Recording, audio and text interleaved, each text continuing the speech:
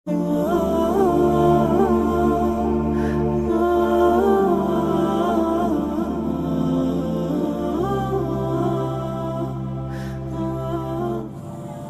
mana aja kamu sekalian itu berada, pasti yang namanya kematian bakal nemuin kamu sekalian.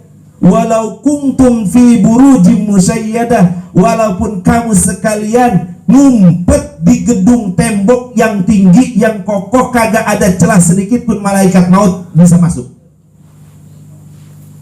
Bahasa kita bikin peti rapet, nggak ada udara masuk, kita masuk ngumpet dari malakal maut biar kagak bisa nyabut nyawa kita. Kira-kira kita mati apa kagak? Lah mati, kagak ada udara. Nah sekarang kita ngumpet di rumah, nggak mau ke masjid.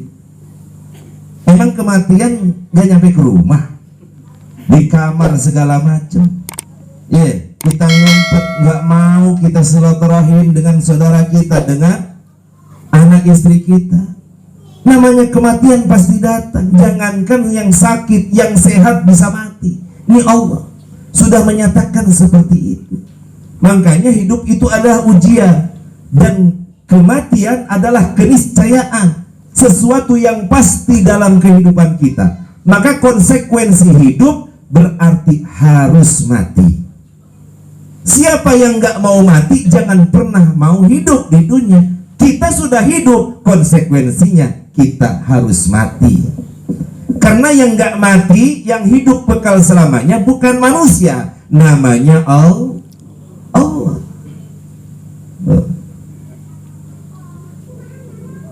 Setelah kematian menemuin kita, fa innahu mulaqikum summa turadduna ila alimil ghaibi wasyahadah.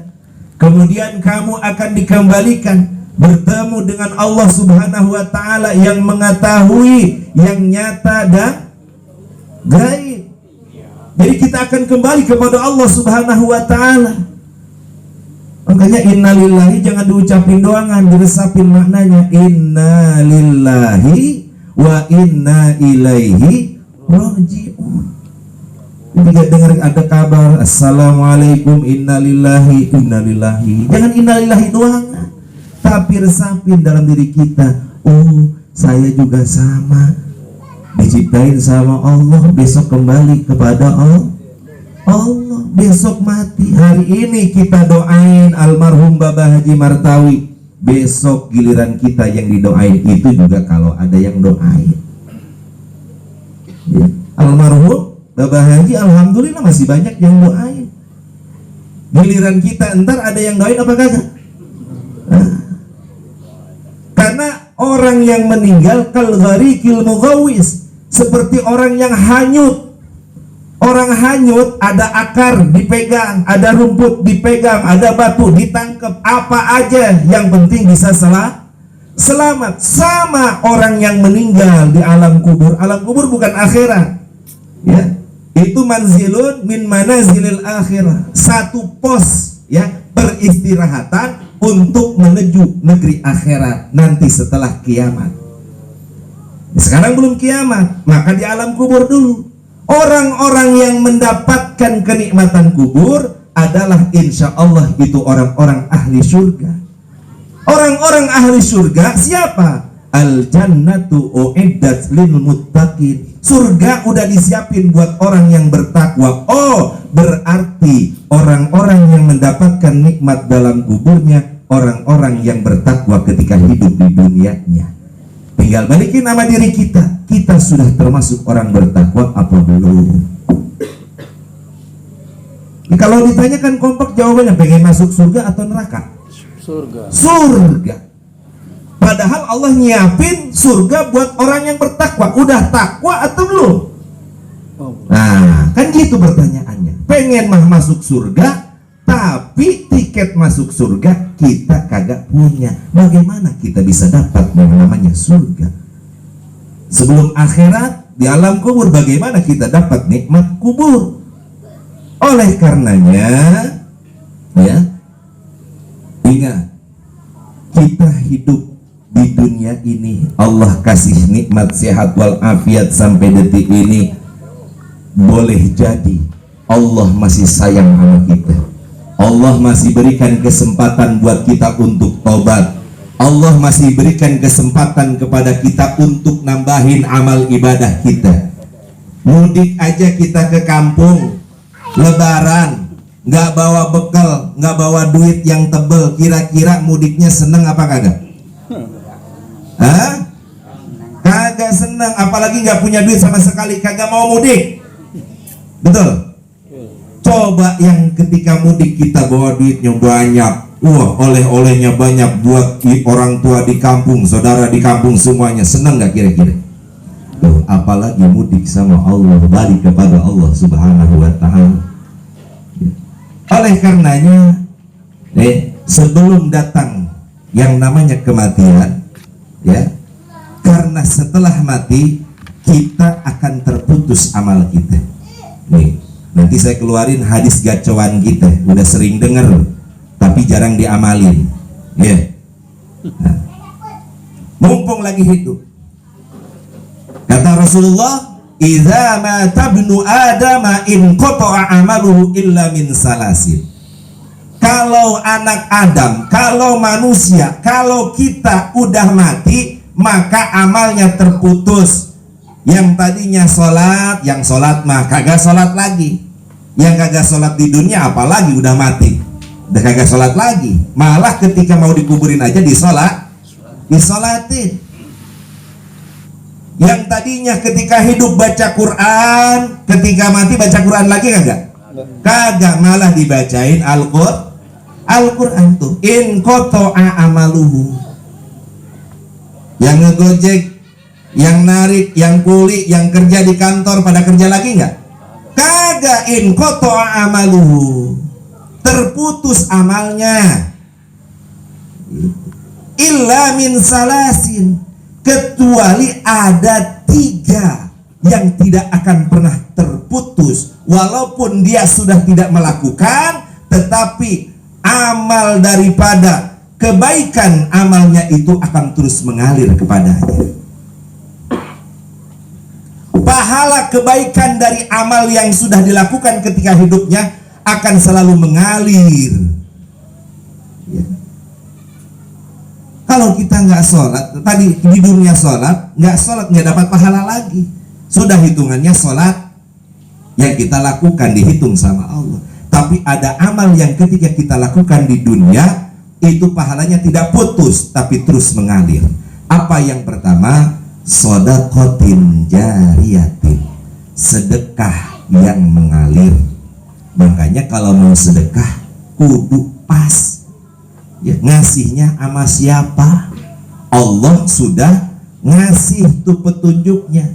Ada zakat, ada sedekah, ada wakaf, ada infak, macam-macam tuh, ya.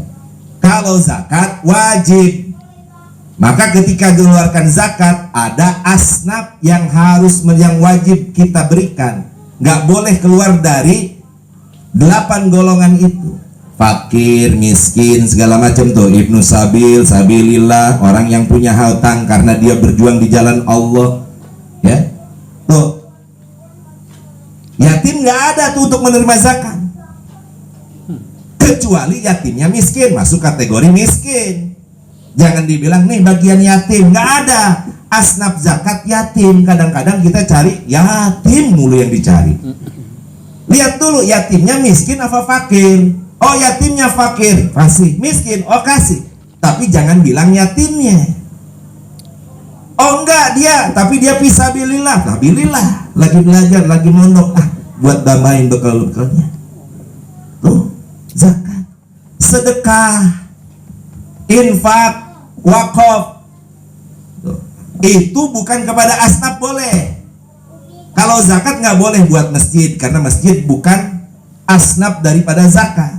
Kalau sedekah, infak buat apa? Sedekah, infak, wakaf buat masjid, buat pondok pesantren, itu boleh. Ya, sedekah berupa apa? Berupa Al-Quran atau wakaf berupa Al-Quran. Infak berupa uang.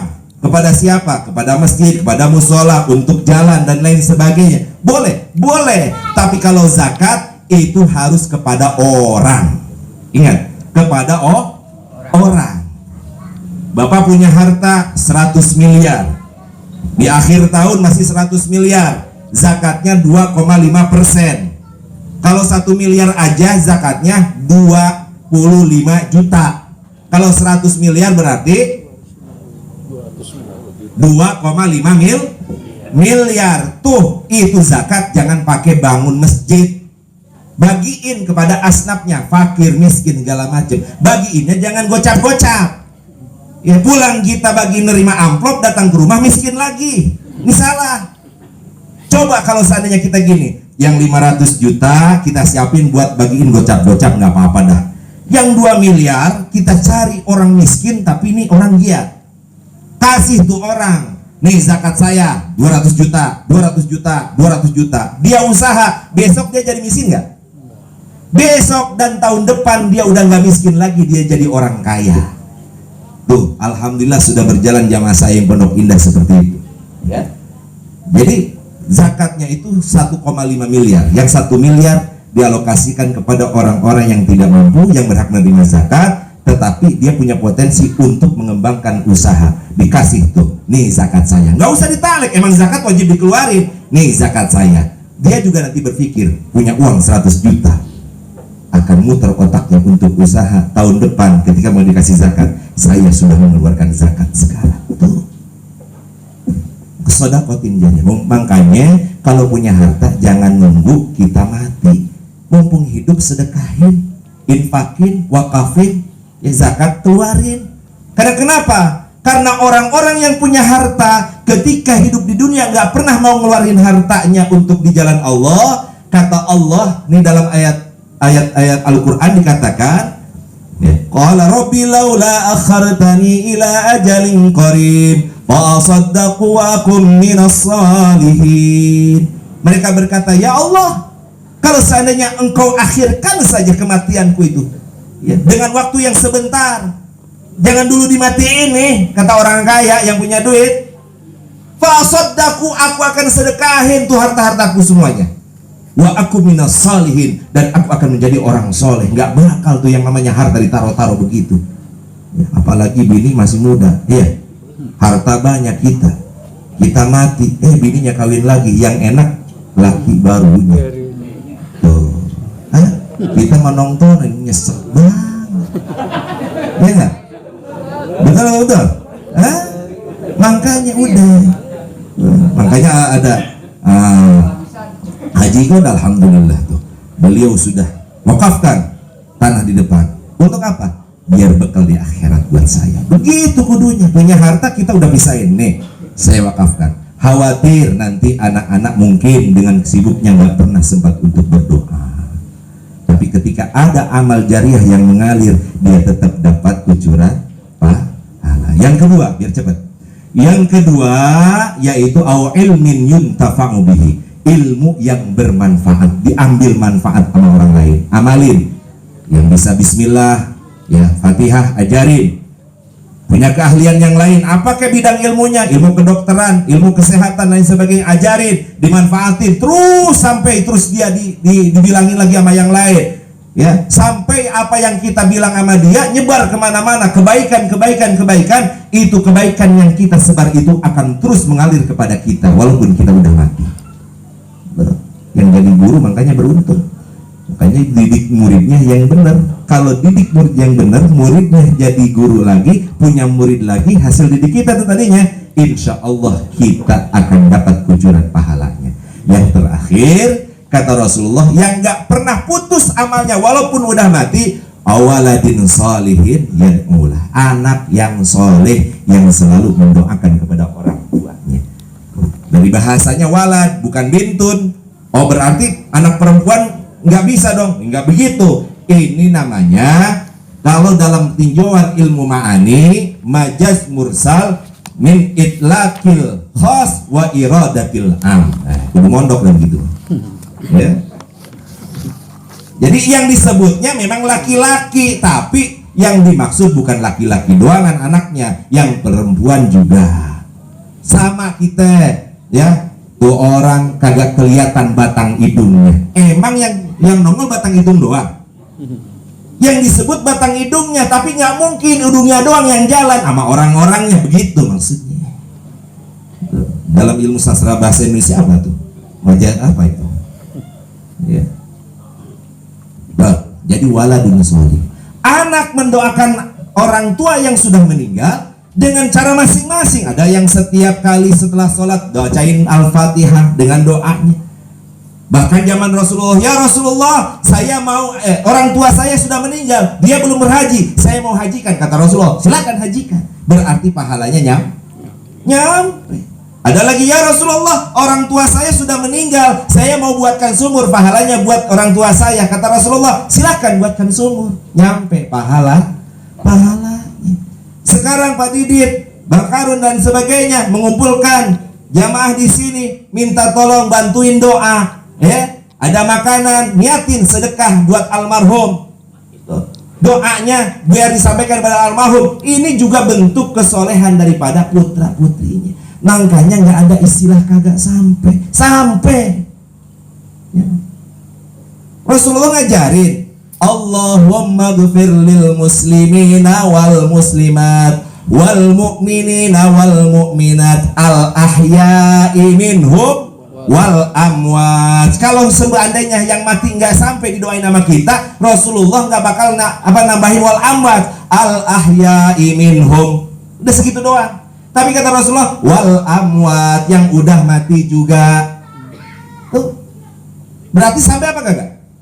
Sampai. Kita doa bareng-bareng begini, ya. Disuruh sama Rasulullah. Ya. Ada hadis kata Rasulullah apa? Tidaklah berkumpul 40 orang di situ, ya, dipanjatkan doa, diaminkan, maka satunya pasti diijabah. Itu doa sendiri apa bareng-bareng? Lagi itu dong. Mafhum hadisnya di sini. Bukan berarti doa bareng-bareng kagak boleh. Boleh. Rasulullah bilangnya begitu. Kalau kumpul 40 orang, di situ diaminkan sama 40 orang itu, satu pasti diijabah. Oh, berarti doanya berarti doa bareng-bareng boleh apa kagak? Boleh. Tuh makanya kita tuh harus benar-benar ngaji, ya. Mudah-mudahan kumpul kita di sini, ini peringatan kematian adalah kafabil mauti wa'izoh. Mudah-mudahan jadi peringatan buat kita. Kita besok bakal mati. Persiapkan perbekalan kita sebelum mati dan untuk perbekalan kita setelah mati. Mudah-mudahan kita diwafatkan dalam husnul khatimah. Amin. Dan mudah-mudahan kita doakan sekali lagi almarhum Bapak Haji Martawi bin Haji God, oleh Allah Subhanahu wa taala diangkat derajatnya di alam kuburnya, diberikan kenikmatan, dan Allah ampuni segala dosanya, Allah terima segala amal baiknya. Ala hazihi niyyah wa ala kulli niyatin salihah wa ila hadratin Nabi Mustafa al-Fatihah. A'udzu billahi minasyaitonir rajim. Bismillahirrahmanirrahim. Alhamdulillahirabbil alamin arrahmanir rahim maliki yaumiddin. Iyyaka na'budu wa iyyaka nasta'in ihdinas siratal mustaqim siratal ladzina an'amta 'alaihim ghairil maghdubi 'alaihim waladdallin. Amin. Fa'fana ya Allah ya Karim, fa'fana ya Allah ya Rahim. Allahumma bihaqqil Fatihah wa sirril Fatihah wa bimu'jizatil Fatihah wa biman quri'at 'alaihil Fatihah wa biman unzilat 'alaihil Fatihah ya farijal ham ya kashifal gham ya man li'abdihi yaghfir wa yarham ya dafi'al bala ya Allah ya dafi'al bala ya Rahman ya dafi'al bala ya Rahim. Allahumma inna na'udzubika min jahdil bala wa darki shiqa wa su'il qada wa syamatatil a'da. Allahumma ya man nuruhu fi sirri wa sirruhu fi khalqi ikhfina an uyunin nazirin wa taghin wa qulubil hasidin wal baghin kama akhfaita ruha fil jasad innaka ala kulli syai'in qadir. Allahumma adfa'anna al-bala wal waba wal ghala wal fahsya wal ta'un wal mihan wal munkar wal mihan wal fitan ma la yadfa'u ghairu. Rabbana atina fid dunya hasanah wa fil akhirati hasanah wa qina azaban nar. Walhamdulillahi rabbil alamin. Kurang lebihnya mohon maaf, maklum, yang ngomong mah banyak salahnya. Alhamdulillah sekali lagi saya bisa silaturahim. Mudah-mudahan silaturahim ini tidak putus walaupun sekarang saya tinggal di Serua, ya, sementara pondoknya di Serua di saat dibangunnya. Mudah-mudahan di sini juga terus berkembang pendidikannya Islam. Jadi apa namanya yang mau mondok anaknya ya, di Serua sekarang. Alhamdulillah sudah bangun dua lantai, sudah jadi setahun ini. Pian juga anaknya Ustadz Hasan di sana. Jadi jangan bingung, sekolahnya juga ada, dalam artian insya Allah dikasih ijazah resmi, ya ijazah resmi. Jangan punya anggapan pesantren biasa-biasa saja, insya Allah. Dan ustadznya sekarang sudah ada 3, insya Allah kurikulumnya juga sudah berjalan begitu. Jadi kalau mau silaturahim silahkan ke Serua. Assalamualaikum warahmatullahi wabarakatuh.